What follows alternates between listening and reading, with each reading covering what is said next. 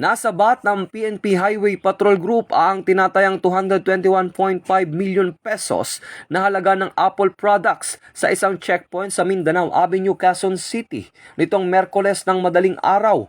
Ayon kay PNP HPG Director, Police Brigadier General Hansel Marantan, unang pinahinto ang 4 na aluminum closed van dahil sa mga paglabag sa batas trapiko. Sa beripikasyon, napansin ng mga otoridad ang kinahinalang kilos ng mga driver at hindi tugmang dokumento sa aktwal na kargamento na nakasaad lamang bilang cellphone accessories.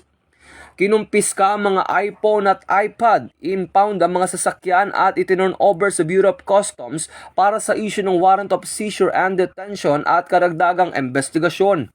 Ibinigay naman sa kustodiya ng Regional Highway Patrol Group Unit ng NCRPO ang mga driver. Ito ang bagong PNP para sa bagong Pilipinas, serbisyong mabilis, tapat at nararamdaman.